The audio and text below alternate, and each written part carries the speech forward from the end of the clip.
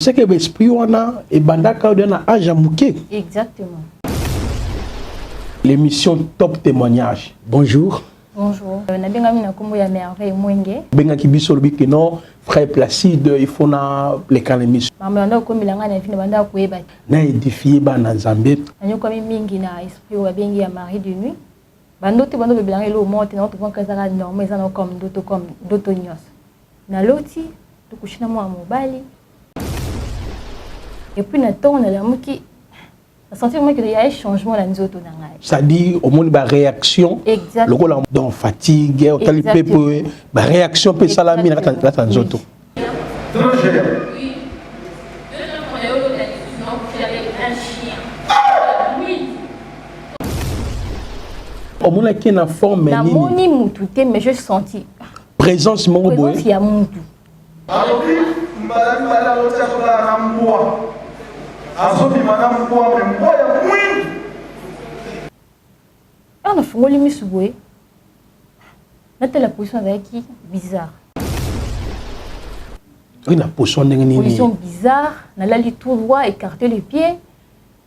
Mais on a mis tel ce qu'on a vu. J'avais ma silette, bien sûr.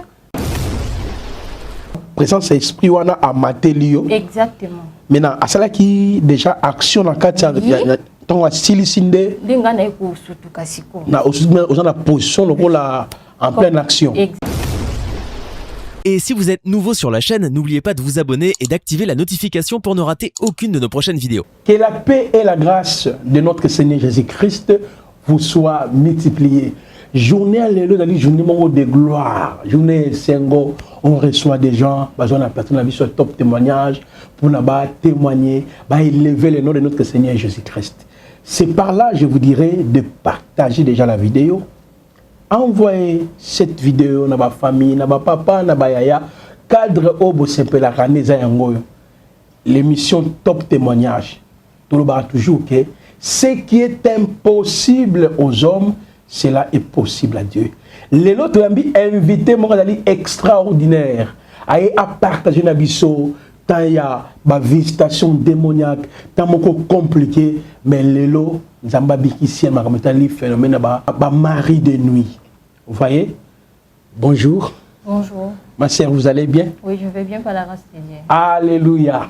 Non, tout ça tellement content et regarde lelo l'émission benga ki biso lobiki non frère Placide il faut na les quand l'émission cadre na émission na top témoignage na cadre d'édification na édifier ba na Nzambe. En gros, maman kombo na yo nani et puis nini oyo komela ki yo pe nini o Nzambe asela ki avant tout na ba détail ya makambongo.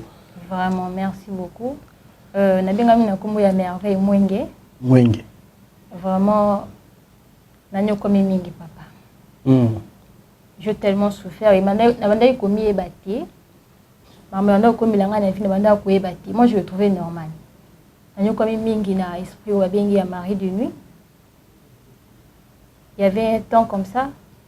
Abana kolota bandoto. Bandoto bando belanga elo monte na to ponka zaka normal ezana comme doto nyos. Il y a des fois dans l'autre ndoto dans un coucher na moi mobile. C'est vrai que physiquement comme ça, je ne connais pas les hommes. Mais dans l'autre, tout coucher na moi mobile, un garçon comme ça vraiment géant. Na coucher na et puis na ton na la muki a senti qu'il y a un changement dans nos autres. Ça dit au monde ba réaction. Exact. Le rôle en moi si abina mobile mais c'est pendant pendant ko entériner ba propos na yo. Donc ben on a eu mobilité. Non non. Non a eu mobilité. Na ton na la muki na moni ba signe moko ya bien té. Je me senti donc na ki manzoto il y a un changement dans nos autres na ngai. Na bi ils ont encore ndoto. Ça fait rien. Ça fait des jours, ça a passé, na ko revoir les sous ndoto. Na loti, na couché na moi na moko ya muki. Il avait au moins une année ou 2 ans comme ça. J'ai couché avec lui et puis c'est passé comme ça. Donc on attend toujours même signe on a dans commune. Donc fatigue, au tali pepe, réaction pe salami na ta nzoto. Et puis là dans l'autre bongo, ou les même na qui est bisa maman que maman. dans l'autre qui bouille, et l'eau monte, non, gardons qu'à vous n'en et puis arrivé un jour comme ça, on a la qui. Et comme il est parti à 5 heures, on a la mouki. Et on a fait la mise. On a senti qu'il y avait une personne sur moi. Et on a fait la mise. On a la position qui bizarre. Une position bizarre. On a la lit tout droit, écarter les pieds. Mais on a mis tel ce qu'on a dit. Bilamba, on a la dit. Quand on a la qui pyjama, on a la bouton. On a survécu la même pyjama. J'avais ma silette, bien sûr. Nathalie, parce que tu as écouté la petite sœur, on a mis Bali. Nathalie, Balali, fenêtre za yoka. Porte ta chambre za yoka. Siko, mouton à côté qui est à côté de ndengeni. J'ai essayé de sortir dans le salon, on a bimi, là tu as peut-être à côté là qui na porte. Au moins qui na forme na moni moutouté mais je senti présence mon boy. Présence il y a moutou sur moi. Donc présence esprit wana a matelio. Exactement. Maintenant à cela qui déjà action dans katia ton style sinde. Linga na ko sutu kasiko. Na aux la position le rôle en pleine action. Exactement. Na bimi na salon na tel porte ça au kanga. Donc la porte ça au kanga papa chambre à parents les a fermé. Ni porte il y a salon. Il y a porte il bana pour na côté na salon ils a au kanga. Je me posais comment mouton à côté les places mine. Parce qu'on a dans la chambre on a dit ah ils ont encore ndoto et comment na kipi na ngapiti. Ma façon d'être est vraiment difficile. Il y avait des fois même la classe tous allait qui n'a pas mis na biso ya bana ba si tu va na groupe na biso to beta masolo ba ni to stop partager on a so na koli so na bali no za na bali nga boye no wa lusa bali nga boye mais nga ezaki même pas allez maintenant maman merveille je crois que makamozolo ba bato belé bazolanda biso bazo vivre même situation oyo femme mari de nuit esprit sikib enkib comme ba créer ba concept wana bien sûr l'esprit na ni chair na ni corps c'est dans le sens dans le cadre des manifestations de l'esprit wana ba le femme mari de nuit et esprit enkib et sikib là oui. Bazo souffrir na ba phénomène wana parfois pour na biso et bana no kufa bakamune beba à cause ya ba phénomène ba esprit oyo bola na ma témoignage avec une attention soutenue avant tout qu'il y ait une étape ya école je voudrais d'abord par ici obisa biso tango moni mwana muke omoni mutu moko akoti pona nini bana ko partager on a famille parce que obi ko zaki na courage wana te bana ko sepela toujours na ba réaction wana ou bien tu trouvais ça comme ça Sony ou bon c'est un peu clair biso na niveau wana ezaki sonité na tant ceux qui na muki des fois na ngina loba omona ka j'ai un découragement mo na tika na ngaka na tika il va nous ça la cabo au moins la muki m'a dit il faut na sama ki na lote ki bu ngina loba ka bu na ka olembi donc courage on le suis zati arrivé un moment les na trouvé biso qui na classe tu va ne ko so na ba mi ba collègue na ba si on ga so na koli soki na bali mbali na no sala ebu na no s'occuper na ebu ba na ngabi mais nga idée dans zaki même pas mariage je n'ai jamais pensé na mariage comme rêve ya les femmes les akalibala mais nga na tika jamais go penser na mariage yo moi si toko boye vraiment donc mariage pour nous exacté vous voyez comment ces esprits n'engé salaka au za na moso zaki toko no paraphraser kaka étant que prédicateur pour nous aider bato belé vous allez garçon mon oza mayele oza bogar mais ovandaka na moi cité ou bien na ba cité de la même manière aussi vous allez poser mobali oza moi si mongo kitoko mibali ba ba kenda kaka ibali sokufa à cause ya visitation d'esprit wana donc maman merveille azolo baké à cause de ba visitation ba esprit wana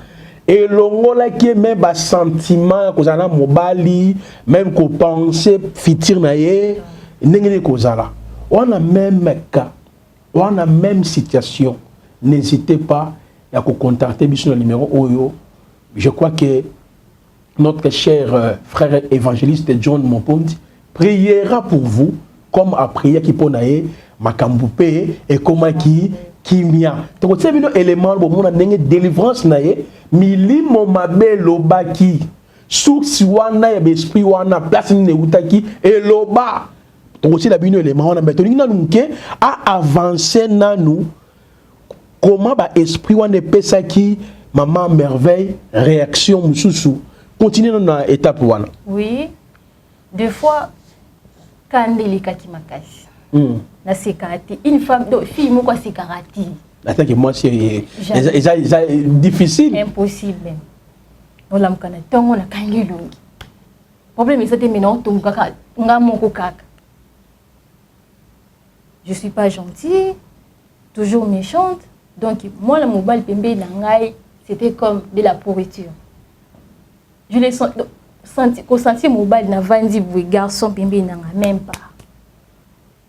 Na classe de vandi na même bon. Bah quand j'ai sur 3 personnes, 2 filles, 1 garçon. Mais moi je fais tout. Quand de fona le on a ba on a qui passe bana basi bazali. Il y avait même que la période où on a passé première année secondaire. Et bis maman, non tant à une école mixte.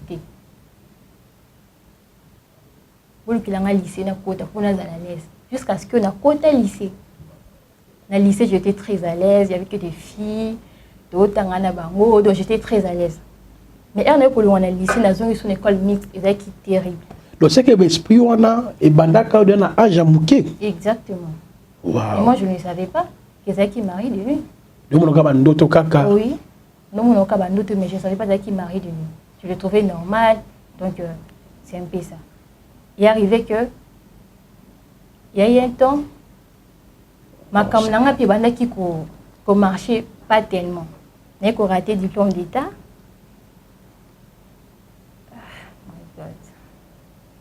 Vous comprenez bandeko ezali vraiment moment où il y a pas si na temps oyo c'est merveille à traverser nango à cause de ma visitation ya ba basi mibali ya butu. Bien-aimés dans le Seigneur, notre Dieu est bon. Ce qui est impossible aux hommes, cela est possible à Dieu. Avant que j'attends mon paiement, moi kimia, nous sommes en régie pour balancer dans nos moments de délivrance naé. Tout à l'année nzamba délivré qui est nenge milimu kenda qui dans l'élo azui kimia, il le fera aussi avec toi. C'est possible si tu crois. C'est parti.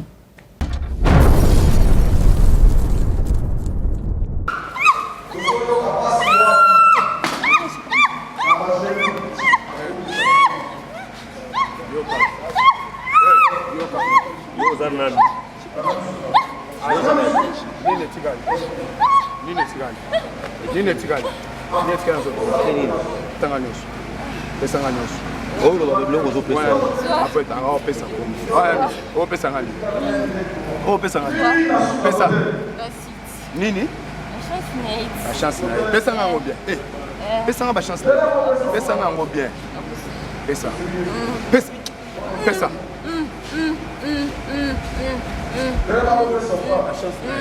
Bon, nini sous combo na Yesu Christ na sobi misalo. Mwenge bima. Mwenge bima. Mwenge! Daka mwenge. Simbanga tuke tubimi na kombo de Christ. Regarde-moi ici.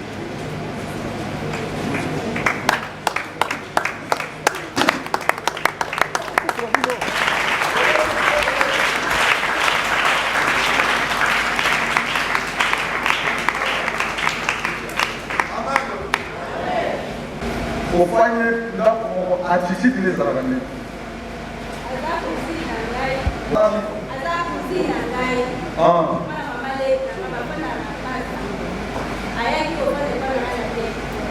Allez quoi.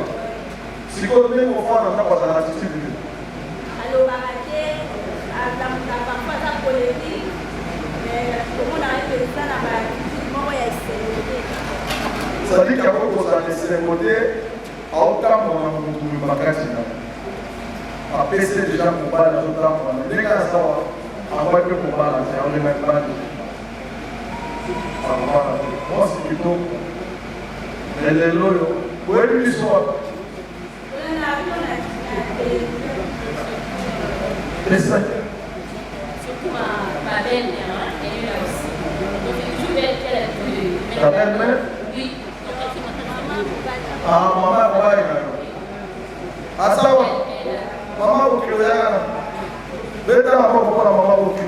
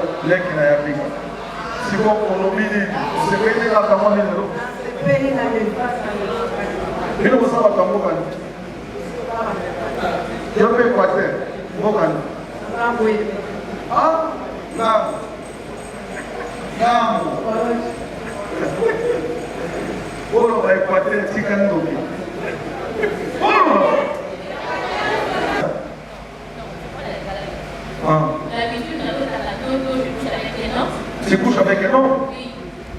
Et non, non. Très cher. Oui. 2 ans qu'on est au non, couché avec un chien. Oui. Alors, madame, l'autre, c'est la ramboie. Alors, madame, bois, mais moi, oui. Troisième fois, alors, tu as couché là, bébé. Les loyaux à bout. Tiens le bon. Pour que vous sachiez la vie de la vie.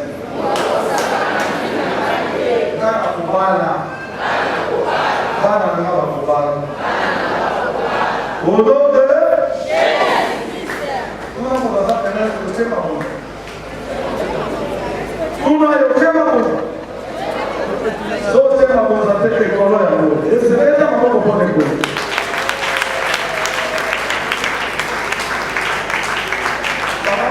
Oui, bonjour papa.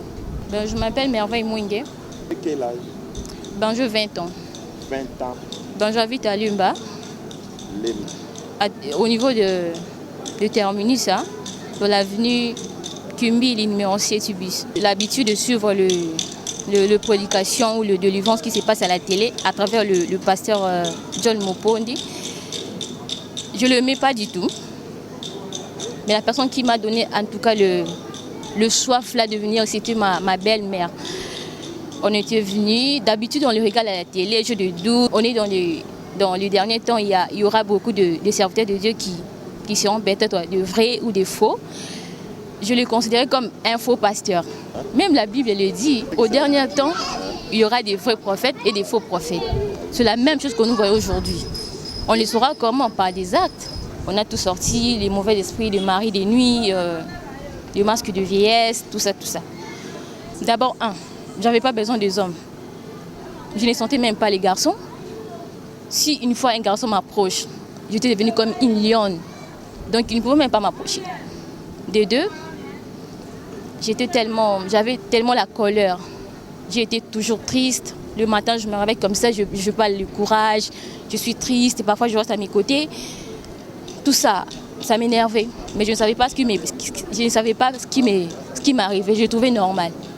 Mais aujourd'hui, lorsque je suis arrivée ici, j'ai vu une délivrance totale. Donc je suis tellement contente d'avoir cette délivrance avec le pasteur John Moponi. Bien sûr, plus ou moins 3 fois je l'ai vu dans mes rêves. La première fois, je vis un homme très géant. On a couché avec lui et il est parti. Deuxième fois, je vis encore un garçon. On couchait avec lui. Troisième fois, je vis un bébé. Un petit bébé qui pourrait avoir même...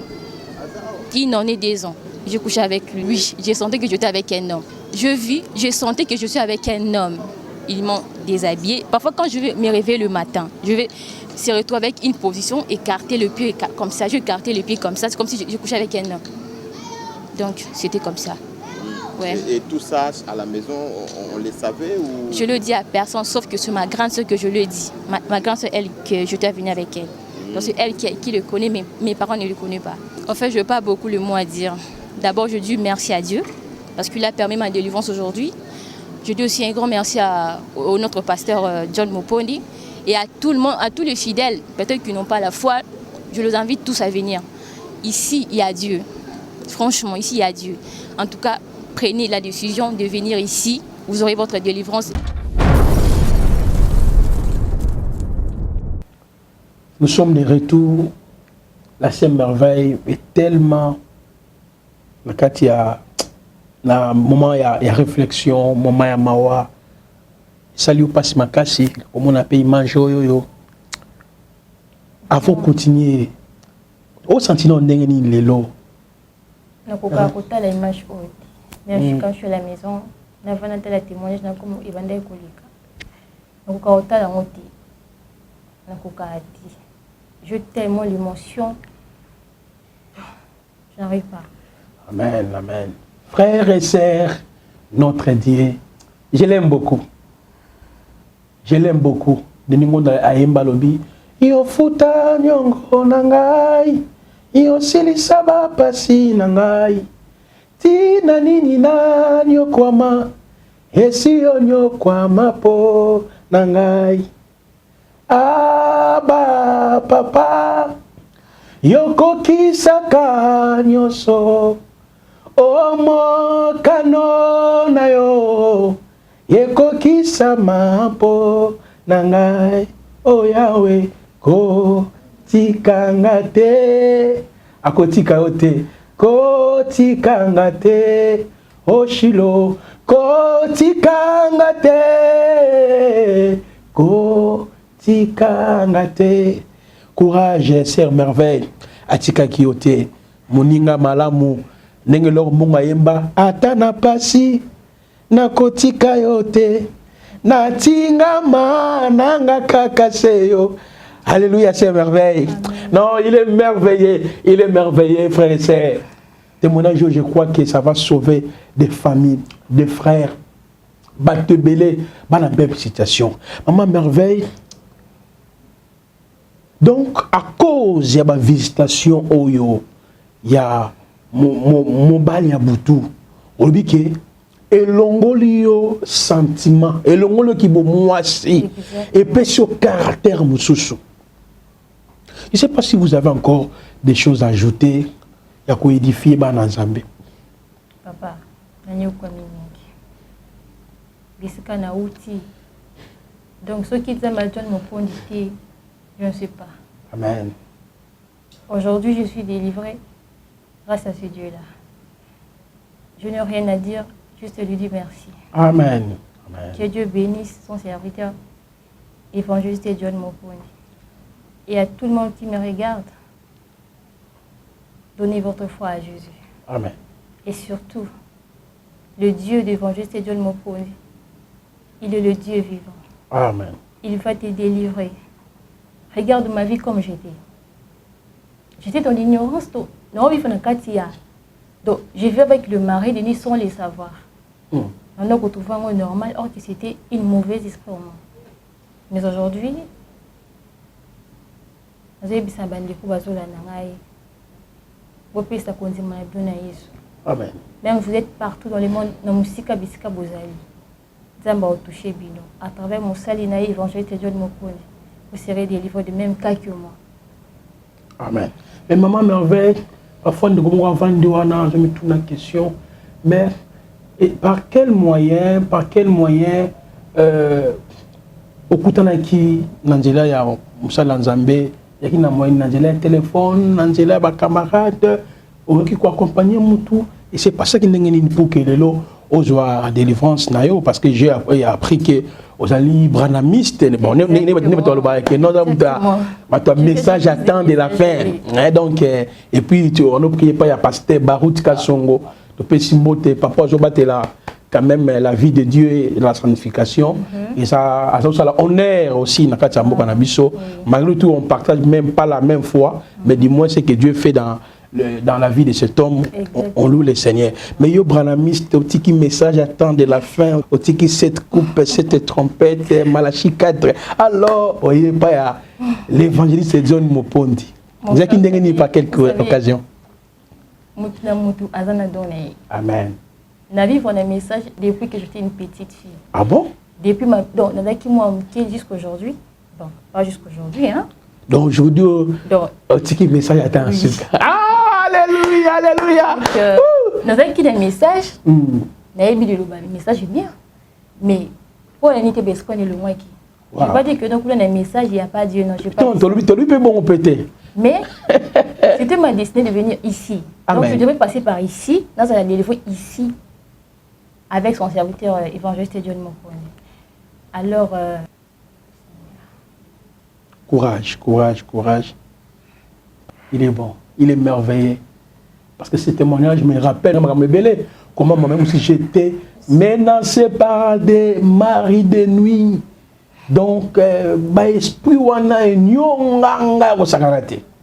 Ben, notre Adonai, Yehoshua est puissant. Il est venu à changer par Kunanga. Il peut aussi le faire. Voilà pourquoi l'édification est arrivée. Ma merveille.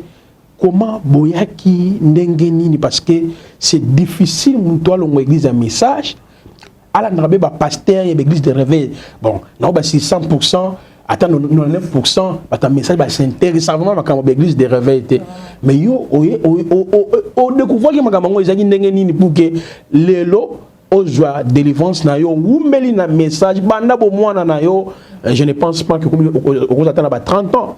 Donc, 20 ans. Donc, voilà. Donc 20 ans, regarde ce message. Mais Lélo, oui, vous avez une occasion ni même qui vers l'évangéliste John Mopondi. J'habite chez ma cousine. Belle-mère en aïe. Ndé Amima Kinga Nefika Olo. Bon. Moi, je ne voulais pas venir ici. Je pars à l'église comme tout le monde, je rentre à la maison. Mais elle a commis awa, donc ma femme s'est commis. On n'a même pas qu'à penser, même pas qu'à imaginer que ça pourrait arriver comme ça. Tu y es, il y a Bibiso, il milité papa et Kokota. On a dit, ah, c'est simple, pas comme les autres. Amen. Il est tellement simple. Abattre le loco, mon ponami, bisona simanayo. Et le Coran, la simplicité, ça fait du bien. Et puis, Tokomi, Abandi, Kobondi, là. Il n'avait même pas commencé de prier. Avec ABC Psalobi, vous avez une attitude de prière. Avec d'abord, vous avez une attitude de prière, vous se concentrer, vous voyez, à l'église, au loté, vous voyez, à la batute, vous voyez, à la ngaïté, mais vous voyez, à l'ombianzan. Et puis, la personne a dit, ah, moi aussi, je vais me concentrer, il y a prière. Bandi pe kobondi là, bandi kobondi na ti. Je senti et là comment que y et le mot na quitte. Ça m'a fait ôter de la chaise, la tête mikolo pouf, na poinasi. Et on a poinasi, je ne savais plus rien. Waouh. Et là que les canaux na si manaye ba quitter, mais quand je suis revenu normal, des ba qui. Et Jozo balancer peu moi moment wana, n'engata ngazoloba, déjà la bien. Et on a koyaki, ba minga liboso, ba di kobondi na ngai. Babondeli J'étais partie, je ne bougeais plus. Non, le bateau. Donc, maintenant, on a eu le côté. Et le comment rôti. Parce que yo qui nous accompagner Moutou. Exactement. On a qui accompagner belle-mère et cousine. Waouh. On dit que bon, on a bougé les sautés. On a les cas qui mis dans la tête, le comment tu vas monter dans la salle. Ça avait pris vraiment du temps jusqu'à ce que on dit que bien on a combo n'angai. Bah frère on a bazala qui va nous bien on a mais on dit maté. Il arrivait que ma bengi évangéliste, Raya qui a comme bien on a combo n'angai. Il a appelé plus ou moins 3 fois. La bande koyoka voix musika. Merveille avec mon nom, merveille mwenge. A bengi plus de 3 fois. Puis n'a écouté les mains. J'avais des larmes aux yeux. N'a écouté les mains. Ni ba lobi na papa lobi que non beauté misel likolo ala la suna c'était ta télémis ba télémis ngai ba comme bondi na ngai. Ba ndi ko bondi na le. Du coup, l'esprit s'est manifesté. Waouh. Je crois que je m'en ai sur l'Obawana. Exactement. L'esprit s'est manifesté. C'était une affaire de famille, ma famille propre à moi. Donc, ils m'ont fait ça parce que j'avais une étoile.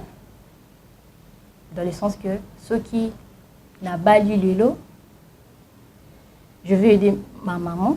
Donc, papa, maman, et puis, bango, batouan, c'est pour ça que je bongo, parce qu'on a réussi, tous à égal. Donc, tous à la parterre, donc, c'était un peu comme ça. Mais il y a un message, non, c'est la polémique. Là, c'est l'église un message, mais il y a un mais il y a une révélation. Nani pas jabo ici ça, mais ça a changé, ça n'a rien changé. Ça n'a rien changé, mon frère. Waouh. Dans ma vie, et là, je marie de nuit, Nandi m'a monté. Vous voyez comment je n'ai jamais cru à cela. Bah pasteur, moi je commande toujours mon musala nzambe. Vous voyez, nous qu'on endoctriner l'église dans la fausseté mon boyé, mais que les gens ont des démons, les esprits mauvais. Donc on a beau boyé bloc on a pas mari de nuit bani. Je ne pas de moi, oui. Zo mi le pour la ngamu ko. Esprit ya mari on a mutu na ngati. Même si tu me parles comme ça, je ne crois pas à ça. Femme de nuit, je ne crois pas à ça. Oh, balier des familles, oh, des coutines là. Je n'ai jamais fait cela. Mais cette chose a été terrible. Wow. Ça a été terrible. Dieu a fait grâce. Aujourd'hui, je suis vraiment délivrée. J'ai tellement la joie. Non, maman, je suis délivrée, j'ai tellement la joie. Mais comment vous remarquez que vous êtes délivré? Donc, jour après service, oh là là. Donc, il est là, au coma, pépélé. Comment moi aussi? Je vous jure. Donc, moi, sentiment pesonga. Alléluia, alléluia, alléluia. Oh, non, ça c'est clair parce que elle avait tout perdu. Vraiment. Donc, tu étais comme cette femme-là qui était courbée pendant 18 ans, bah redressée. C'est ça. Au Bali déjà? Non. Je crois que, donc, qui bon, moi, c'est Zongi. Zongi totalement. Oh, ça c'est magnifique. Qui peut faire ça si ce n'est pas Dieu? Voilà pourquoi, bien aimé, les actes des apôtres continuent. S'il y a les faux serviteurs, il y a les maquionistes, les pasteurs à l'Okuta, mais les vrais aussi existent. Vraiment. Confondre les croyances en Moutou. À mémier, pour n'attendre que non, il y a un Dieu qui existe au ciel. Le banda Mukoloana, merveille. Depuis Mukoloana, papa, jusqu'à aujourd'hui, je me sens une fille. Je me sens, non, je suis une fille. Un jour, je vais me marier. Donc, non, sentiment change mes côtés. Comme on voit un garçon, hein? Il y a un garçon dans les santé qui non, toujours, il y a la France, il y a copinage, non. La relation dans les cas. C'était bon, c'est pas mauvais, hein? C'est pas mauvais, donc continuez. Oui, même ici à l'église, hein? Garçon, tout le monde là. C'est ça. Donc, nos frères qui craignent le Seigneur, ce sont des frères qui marchent dans la sanctification. Vraiment. Donc, voilà, Dieu a fait grâce. Dieu a fait grâce. Est-ce que vous chantez aussi? Non, mais j'aime bien la musique. Ah, mais tu peux faire quelque chose pour remercier le Seigneur. C'est de vous. Oh, ça c'est magnifique. Témoignage Salinga et Sengo. Vous voyez comment l'esprit de la femme, Marie de Nugobi, s'est destiné à Moutou. Et bébisi na destin na yo effacer yango elongoli yo sentiment elongoli yo posa mokili elongoli yo posa kobala elongoli donc na ke ki bo moto kwei mais lelo ozongi normal merveille. Est-ce que vous avez un message to ko sa maman azolanda na mkwalelo frère azolanda mkwalelo papa azolanda mkwalelo ala même esprit et ou meli atamboli de part et d'autre kazi ba déception alobi que non ngai na ensemble société. Est-ce que vina yo et ça message te pour encourager bande ko surtout c'est vraiment un grand message parce que qui peut imaginer une fille comme moi j'ai petit na ma cour mais dans un procédé dans l'esprit à Marie d'une qui peut le croire avec ba brochure pe vraiment tangaka mariage et divorce. Bon, continue. Alors un message pour les peuples de Dieu. Vraiment je bénis d'abord l'Éternel. Oya bimisra na libulu. Je suis aujourd'hui délivrée. Donc gloire à lui. Nandeko oazolanda nga bisika nyonso azali. Et ça kondima na yo surtout nanzambi. Ne regarde pas à ta doctrine, on a samedi à l'église, moi je veux rester fidèle là-bas. Non. Aujourd'hui, ma grâce était ici. Donc je devais passer par l'évangéliste de Dieu pour que je sois délivré. Alors toi, quand on a Zambia, l'évangéliste de Dieu, il n'a jamais dessus. Tant que tu donnes ta foi, Dieu va te guérir, Dieu va te délivrer. Pour moi, c'est ce que j'allais dire. Nous acclamons pour le roi, nous acclamons pour le roi. Vous voyez que ça c'est magnifique. Basali, vous en la même situation. Vous en avez makambo ou mela. Numéro vous en un top témoignage. C'est le numéro prophète Placide. Et ça numéro il y a évangéliste John Mopondi. Je vous ai dit les actes des apôtres continuent na katia émission au top témoignage. Partagez, commentez, envoyez vos questions. Maman Merveille, comme presque na souka émission na biso. Je sais pas si vous avez un mot de la fin. Au quoi ça par rapport à la surtout oyo lobby na temba visitation il y a mibali ya butu n'empelo kangolami je sais pas si vous en a un mot et quand laisser pour la musala ensemble évangile John Mopondi ma frère ba sunga kio donc vous avez bien ma casse. Alors que Dieu vous bénisse spirituellement, physiquement, financièrement, matériellement parce qu'aujourd'hui nous avons délivré à travers vous grâce à notre Dieu. Donc je bénis l'Éternel. Zamba pambola, apambola encore et encore. Moussaï Nevon, c'est John Mopondi. Aoumela. Aoumela. Aoumela, ça c'est fort. Aoumela nayo, voilà. Je crois que tout comme il y a une souka émission, vous c'est Peli Makassi, toujours clôturer émission Oyonard, intégralité, ce qui régit. Mais il y a qui nous accompagner seulement. Donc, mais, Zamba confondre fois naé, à Pessi et Kimia. On a dit l'élément, c'est parti.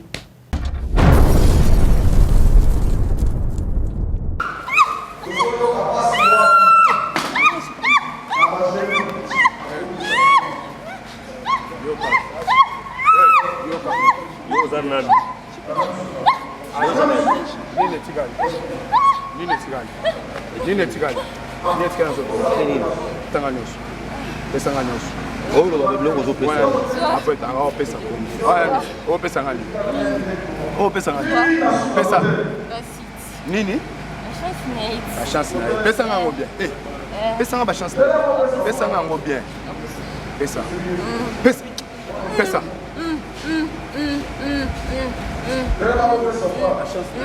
Bon, nini sous. Kombo na Yesu Kristo na zo bimisa yo mwenge bima. Mwenge bima. Mwenge! Daka mwenge. Simba nga toke tobimi na kombo de Christ. Regarde-moi ici.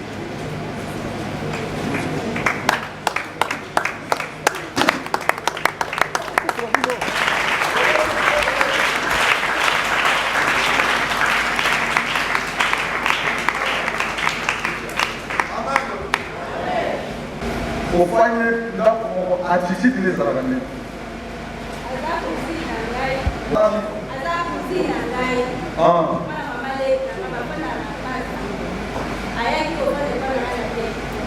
Nalemba. Sikoyo ndenge ofana na kwa sana attitude ni. alobaka te atambuka parfois aza polémique mais komona eza na baatitude moko ya esengo te C'est-à-dire qu'il y a beaucoup de esengo te aotambola motu makasi na apesi deja mobali azotambola ndenge azawa akwai mpe kobala te aolenga ebali akobala mwasi kitoko elelo oyo oyebi biso wapi esa Ma belle-mère, elle est là aussi. Donc, je vais qu'elle ta belle-mère? Oui. Ah, maman mobali na yo asawa mama okilo yaka beta maboko mpona mama okilo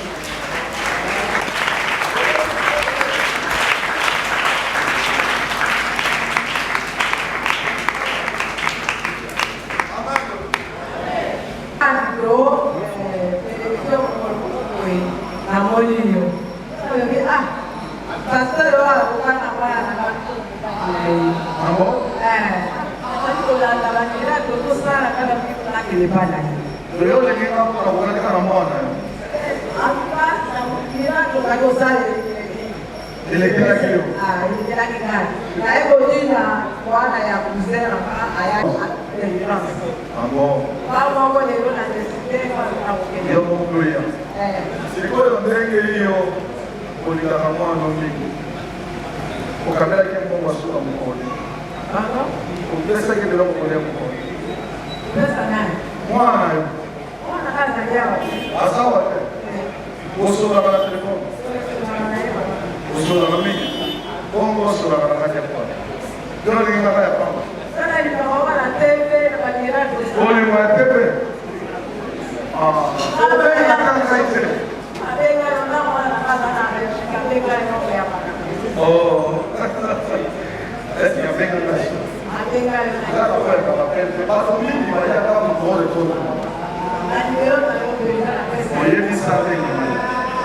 sikoyo osali ke mwana ya semeki na yo okilo ya leki ya moko mwasi ya lingala moprikere abelfi na yo leki na ya bika siko olobi nini osepeli nakamwa nini lelo bino kosalaka mbokani yo mpe equateur mbokani ngambo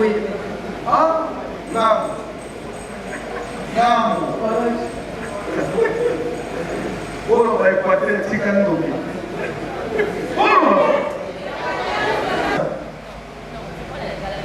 D'habitude, dans la dodo, je couche avec les noms. Tu couches avec un homme? Oui. Et non, très cher. Très cher? Oui. Deux hommes qu'on a eu l'habitude, non, coucher avec un chien. Oui. Alors, mbala lotia kola na mbwa. Azobima na mbwa me mbwa ya mwingi. Troisième fois, alors tu as couché la bébé. Les loyaux abouo. Tiens le bon. Pour que vous sachiez la vie de la vie.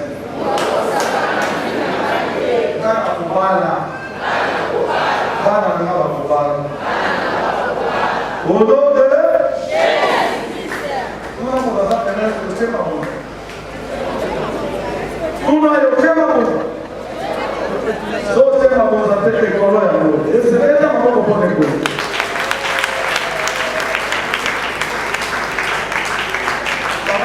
Oui, bonjour papa. Je m'appelle Merveille Mwingue. Quel âge? J'ai 20 ans. 20 ans. J'habite à Lumba. Au niveau de Terminus, hein, dans l'avenue Kumbi, numéro 7 bis. L'habitude de suivre le prédication ou de l'évangile qui se passe à la télé à travers le pasteur John Mopondi. Je ne l'aimais pas du tout. Mais la personne qui m'a donné en tout cas le soif là de venir, c'était ma belle-mère. On était venus, d'habitude on le regarde à la télé, jeux de doute. On est dans les derniers temps, il y aura beaucoup de serviteurs de Dieu qui seront peut-être de vrais ou de faux. je le considérais comme un faux pasteur. Même la Bible le dit, au dernier temps, il y aura des vrais prophètes et des faux prophètes. C'est la même chose que nous voyons aujourd'hui. On les saura comment? Par des actes. On a tout sorti, les mauvais esprits, les maris des nuits, les masques de vieillesse, tout ça, tout ça. D'abord, j'avais pas besoin des hommes. Je ne sentais même pas les garçons. Si une fois un garçon m'approche, j'étais devenue comme une lionne. Donc il ne pouvait même pas m'approcher. De deux, j'avais tellement la colère. J'étais toujours triste. Le matin, je me réveille comme ça, je parle le courage, je suis triste, et parfois je reste à mes côtés. Tout ça, ça m'énervait. Mais je ne savais pas ce qui m'arrivait. Je trouvais normal. Mais aujourd'hui, lorsque je suis arrivée ici, j'ai vu une délivrance totale. Donc je suis tellement contente d'avoir cette délivrance avec le pasteur John Moponi. Bien sûr, plus ou moins 3 fois je l'ai vu dans mes rêves. La première fois, je vis un homme très géant. On couchait avec lui et il est parti. Deuxième fois, je vis encore un garçon. On couchait avec lui. Troisième fois, je vis un bébé. Un petit bébé qui pourrait avoir même... Il n'en est 10 ans. Je couchais avec lui. Oui, j'ai senti que j'étais avec un homme. Je sentais que je suis avec un homme. Ils m'ont déshabillé. Parfois, quand je vais me réveiller le matin, je vais se retrouver avec une position, écarter le pied comme ça. Je écartais le pied comme ça. C'est comme si je couchais avec un homme. Donc, c'était comme ça. Ouais. Et tout ça, à la maison, on le savait ou... Je le dis à personne, sauf que c'est ma grande soeur que je le dis. Ma grande soeur, elle, que j'étais venue avec elle. Donc, c'est elle qui le connaît, mais mes parents ne le connaissent pas. En fait, je n'ai pas beaucoup le mot à dire. D'abord, je dis merci à Dieu, parce qu'il a permis ma délivrance aujourd'hui. Je dis aussi un grand merci à notre pasteur John Moponi et à tout le monde, à tous les fidèles, peut-être qui n'ont pas la foi. Je les invite tous à venir. Ici, il y a Dieu. Franchement, ici, il y a Dieu. En tout cas, prenez la décision de venir ici. Vous aurez votre délivrance.